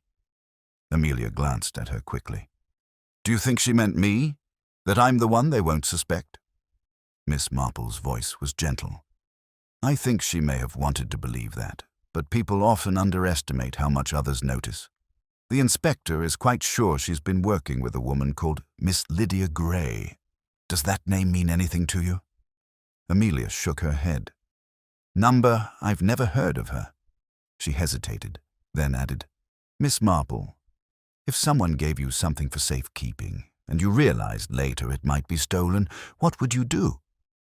"I should want to be very certain of the facts before deciding," Miss Marple replied.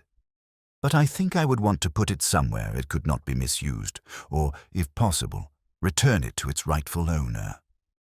Amelia bit her lip. "Even if the person who gave it to you might be angry," Miss Marple smiled faintly. "If someone asked you to keep a thing because it was too dangerous for them to hold, it is quite likely they would be angry when you stopped keeping it.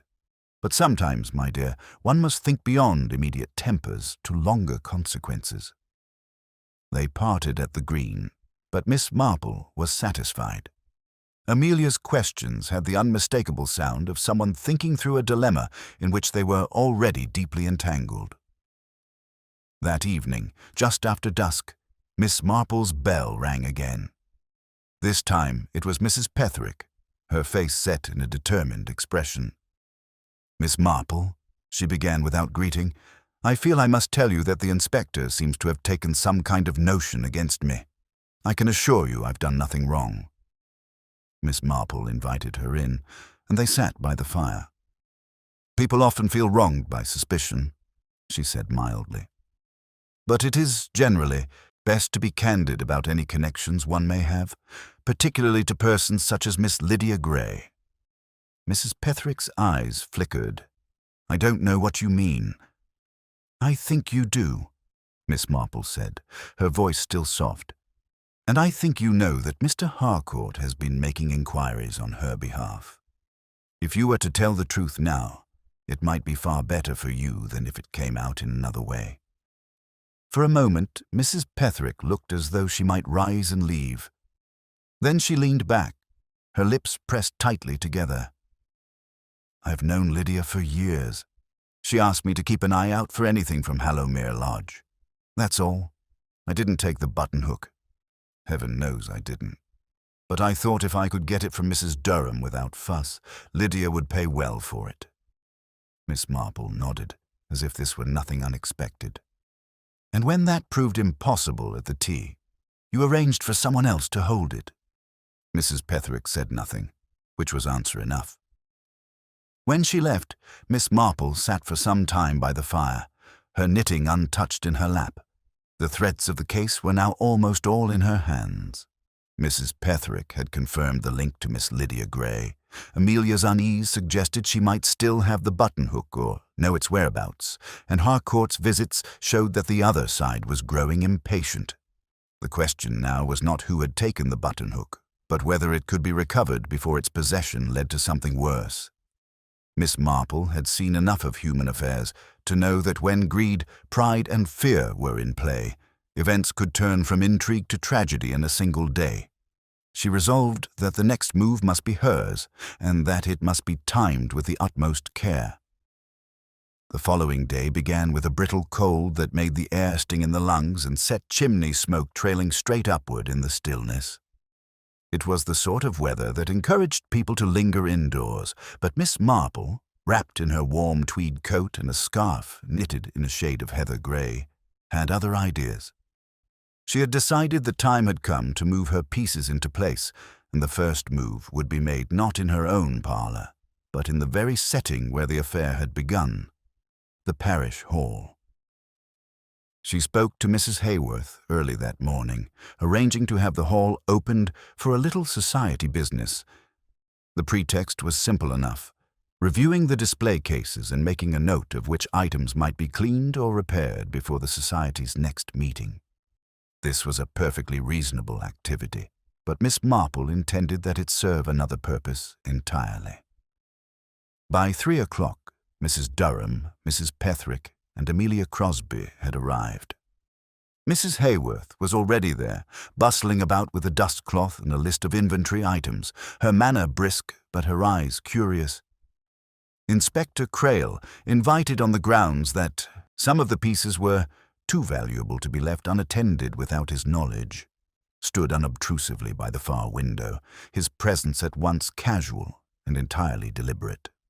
The room still held the faint scent of tea from the Mother's Circle the day before, but the tables and chairs had been pushed back to leave the display cases in easy reach. The case in which Mrs. Durham's buttonhook had once been shown stood open, its velvet lining empty and waiting. Miss Marple began in her usual mild way, moving from case to case, making little remarks about the items. Such lovely workmanship on this glove stretcher. And here, a very fine example of a travelling inkwell. She paused at the empty space in the velvet. And of course, here we have the unfortunate gap left by Mrs. Durham's loss. There was a brief silence. Mrs. Durham gave a tight little cough. Mrs. Petherick looked fixedly at her gloves, and Amelia shifted uneasily. Miss Marple straightened and turned to face them all. "I've been thinking," she said gently, "how very fortunate it would be if the buttonhook could be returned without any further unpleasantness. It is a pretty thing, but also a dangerous one, dangerous because of the story it carries and the claims it might enable." Mrs. Durham's lips parted in surprise, but it was Mrs. Petherick whose head came up sharply. "Claims? I don't see what you mean." Miss Marple's eyes rested on her with perfect calm. "Oh, I think you do, my dear. The Rowley crest, the link to Hallowmere Lodge, the fact that certain parties are eager to have any piece bearing that mark.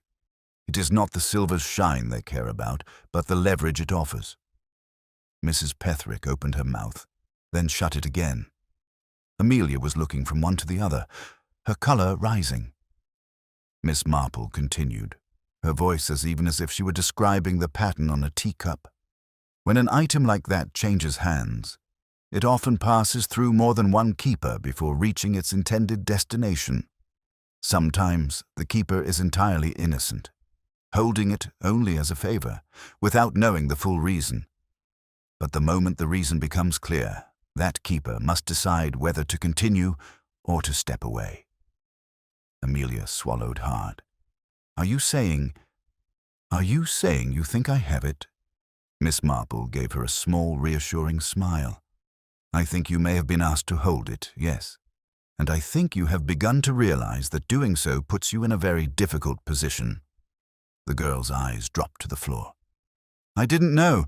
She just said it was safer if I kept it for a little while. I thought it was to stop people talking about her." Mrs. Petherick's cheeks flushed. "This is absurd, dragging a young girl into things she doesn't understand." "I never meant her harm," Miss Marple finished gently. "No, I dare say you did not. But by involving her, you gave others the means to use her as a shield. And those others, Miss Lydia Gray among them, would not hesitate to see Amelia take the blame if it suited their purpose." A flicker of alarm crossed Mrs. Petherick's face at the mention of Lydia Gray. Inspector Crail, still by the window, watched in silence, letting Miss Marple's calm pressure do the work. Amelia looked up suddenly. "I have it. I've kept it in the bottom of my sewing bag since that afternoon. I was afraid to throw it away, and I didn't dare tell anyone. I thought, maybe if I just waited, someone would come for it." The words hung in the air for a moment before Miss Marple stepped forward. "Then perhaps, my dear, you will allow me to give it to Inspector Crail now. That way you may be sure it will go no further without proper care."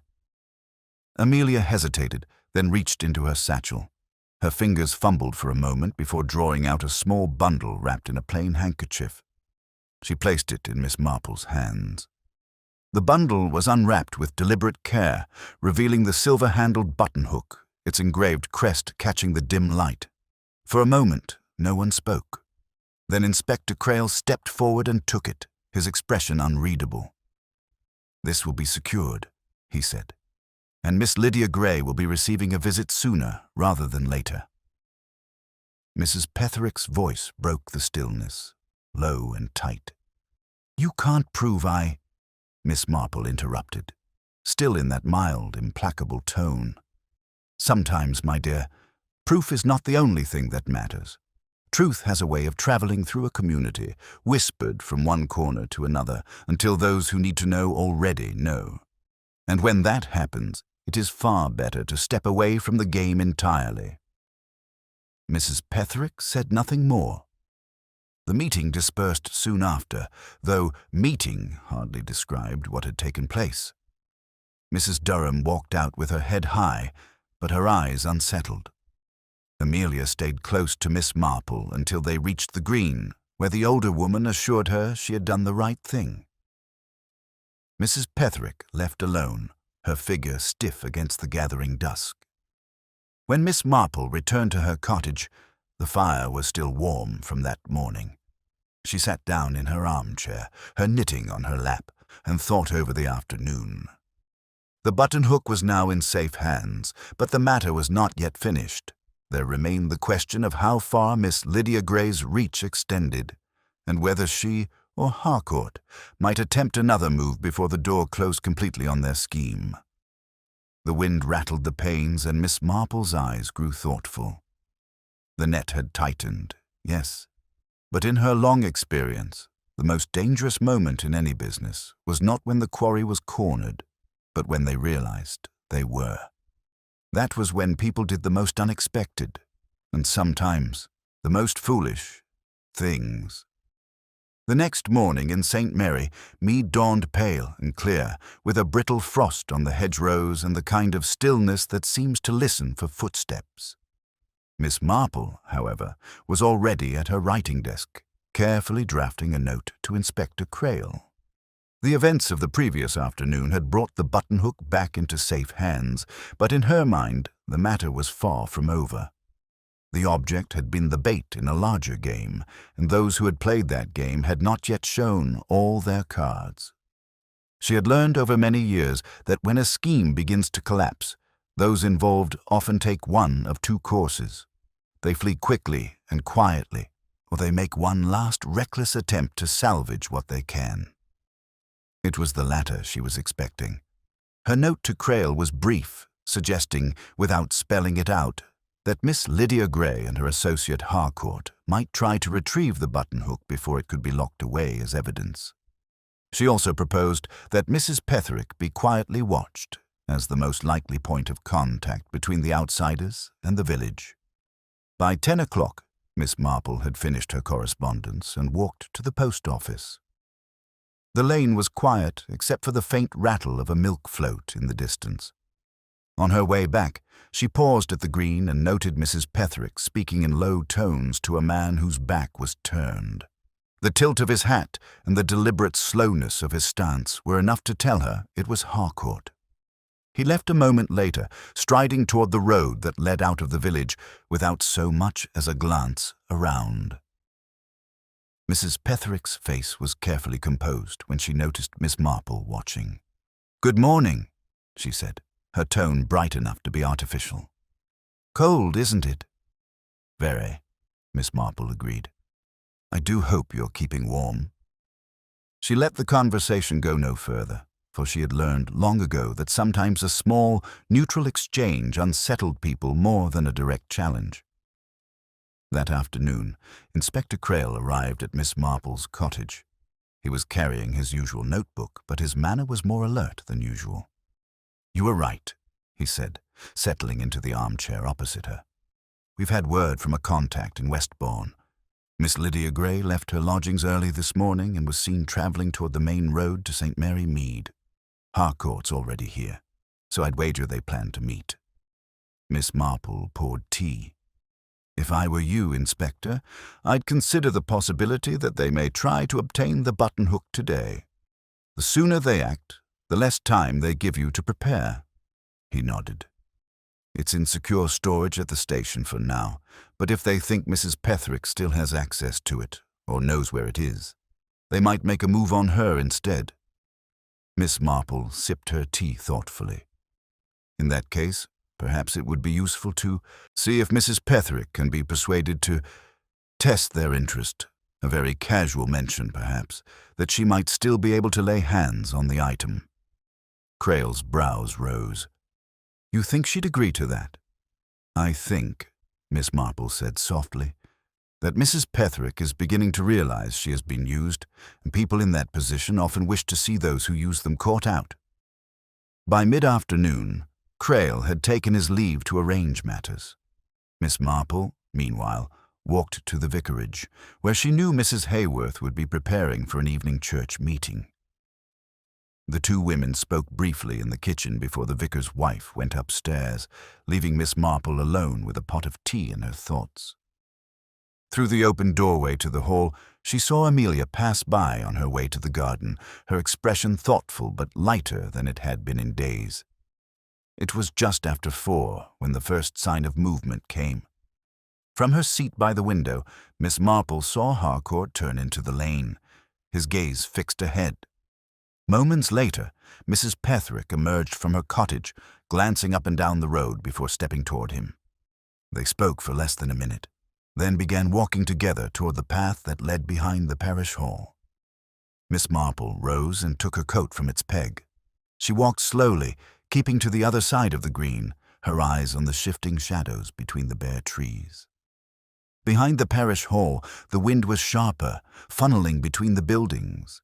From her vantage point by the side wall, Miss Marple could hear just enough of the conversation to piece it together. "Still have it," Harcourt was saying. Mrs. Petherick's voice was tight. "I know where it is. If Lydia wants it, she'll have to take the risk herself. I've done enough."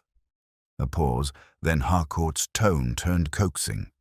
"One last favor, and you'll be done for good. She's waiting nearby. We take it tonight, and you'll have nothing more to do with it."